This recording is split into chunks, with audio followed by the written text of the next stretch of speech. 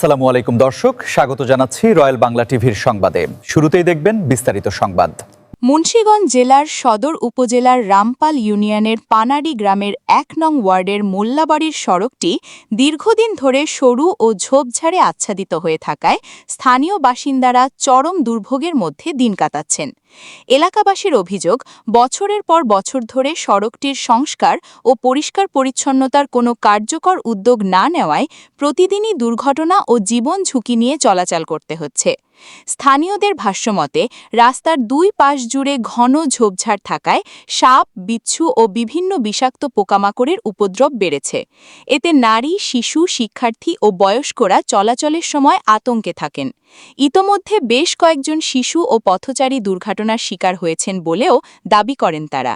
ইতিমধ্যে অনেক আপনার মেম্বার চেয়ারম্যান পরিবর্তন হয়েছে, কিন্তু এই রাস্তাটা দিন দিন অবহেলিত হইতাছে, মানে উন্নত না। এটার পরবর্তীতে অনেক রাস্তাঘাট নাই, যেখানে আপনার রাস্তাঘাট নাই ওগুলা নতুন হইয়া আবার পাকা হয়েছে, কিন্তু এই রাস্তাটাই অবহেলিত। আমরা অনেকবারই আপনার আমাদের এখানকার মেম্বার সাহেব, চেয়ারম্যানের কাছে আমাদের বাড়ি থেকে হোক, সামাজিকভাবে হোক, সংগঠন থেকে হোক, বিভিন্নভাবে আমরা গেছি, আবেদনও করছি। ওনারা আশ্বাস দিয়েছে, কিন্তু এটা কার্যকর হয় নাই। দিন দিন যেমন অবহেলিত হওয়ার কারণে আরো ক্ষতিগ্রস্ত হইতেছে। এখন ইদানিং ঝোপঝাড়ের কারণে এই গত এক সপ্তাহের মধ্যে ৮-১০ জন লোকরে আপনার ভেঙ্গুরে কামড়াইছে, আর এদিক দিয়েও আপনার কয়েকটা বাচ্চা ওই অ্যাক্সিডেন্ট হয়েছে, মানে পড়ে গেছিল। বেহাল অবস্থা বা ঝোপঝাড়ের রাস্তা। আমরা এখানে একটি বাঙ্গন দেখতে পাচ্ছি যে এখানে পানি আসা যাওয়া করতেছে। কত বছর যাবত এই রাস্তার জন্য আপনারা ভুক্তভোগী? কি অসুবিধা হয়? অনেক দিন ধরে মনে করেন এই রাস্তাটা ভাঙ্গা, মনে করেন এই হইতে অনেক পর্যন্ত পানি জায়গা, তো এই জায়গা দিয়ে আমরা যাতায়াত করি, তারপর স্কুলে যাই, মাদ্রাসায় যাই। আমরা মনে করেন একটা বাজার করতে লাগে, সবসময় আমাদের এই রাস্তাটার অনেক প্রয়োজন। সাপ, বিচ্ছু, তারপরে এই যে বল্লা, আবার বেঙ্গুর, এই কিছুদিন আগে ২-৩ জনের কামড়াইয়া কিছু রাখে না গিয়া, তখন অনেক এই রাস্তাটা যায় ভয় ভয় করে যে আল্লাহ কোন সময় জানি কি হয়ে যায়। অনেক অসুবিধা, নাতিনেরা স্কুলে যাইতে পারে না। এই যে আমরা যাইতে, আমি চাকরি করি হাসপাতালে, এটা আমার যাইতে অসুবিধা। এটা হচ্ছে আপনার পানাটা মোল্লাবাড়ি, আর এদিকে সোজা গেছে আপনার হাওলাদার বাড়ি ব্রিজ অব্দি, আর এটা হচ্ছে আপনার বদুলিয়া বাড়ি union Rampal union, ward number ১ number ward, থানা মুন্সিগঞ্জ, জেলা মুন্সিগঞ্জ। কেমন লোকের বসবাস?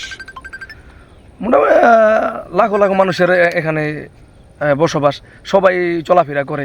ধরেন এটা হচ্ছে শর্টকাট রাস্তা।